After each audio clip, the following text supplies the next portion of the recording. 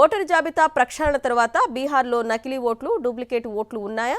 లోక్సభ ఎన్నికల్లో వేరే రాష్ట్రంలో ఓటేసిన పలువురు నేతలు, ప్రముఖులు బీహార్ తొలి దశలో ఓటు వేయడంతో ఈ అనుమానం రాజుకుంది. విపక్షాలు దీనిపై ప్రశ్నలు ఎక్కుపెట్టినా కేంద్ర ఎన్నికల సంఘం నుంచి ఎలాంటి స్పందన రాలేదు. బీహార్ అసెంబ్లీ ఎన్నికల తొలి దశ పోలింగ్లో ఓటర్ చైతన్యం వెల్లివిరిసింది. నవంబర్ 6న జరిగిన ఫస్ట్ ఫేజ్లో 65.08% ఓటింగ్ నమోదైనట్టు ఎన్నికల అధికారులు ప్రకటించారు.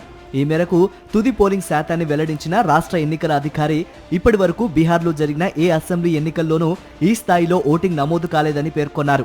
2000 ఎన్నికల్లో నమోదైన 62.57% టర్నౌట్ను ఈసారి అధిగమించామని తెలిపారు. స్వేచ్ఛాయుత వాతావరణంలో పూర్తి పారదర్శకంగా ఎన్నిక నిర్వహించామన్న ఈసీ తొలి దశలో ఎక్కడా రీపోలింగ్కు ఆదేశించలేదని స్పష్టం చేసింది.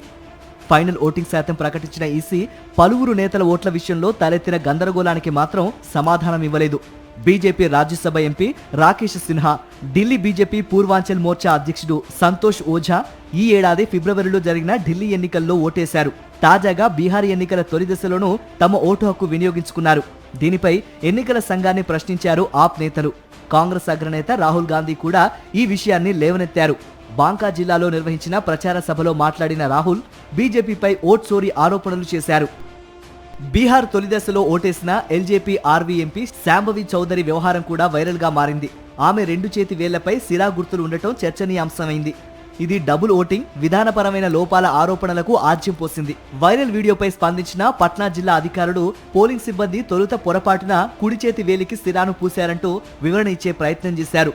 పూణేకు చెందిన న్యాయవాది ఊర్మి బీహార్ తొలి దశలో ఓటేశారు. ఓటు వేశారంటూ ఆమె సోషల్ మీడియాలో షేర్ చేసిన ఫోటోపై రాజకీయ దుమారం రేగింది. మల్టీ స్టేట్ ఓటింగ్ అనేది బీజేపీకి కొత్త స్టార్టప్ అంటూ కాంగ్రెస్ విమర్శలు గుప్పించింది.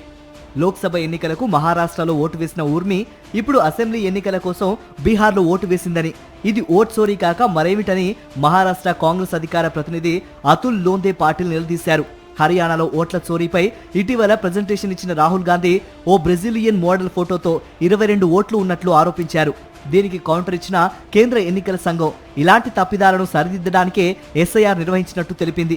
ఓటర్ జాబితా ప్రక్షాళనకు రాహుల్ గాంధీ అనుకూలమా వ్యతిరేకమా అని ప్రశ్నించింది. అయితే బీహార్లో ఎస్ఐఆర్ నిర్వహించిన తర్వాత కూడా ఫేక్ ఓట్లు, డూప్లికేట్ ఓట్లు ఉన్నట్లు అనుమానాలు రావటం హాట్ టాపిక్ గా మారింది. దీనిపై ఎన్నికల సంఘం స్పందిస్తుందో లేదో చూడాలి.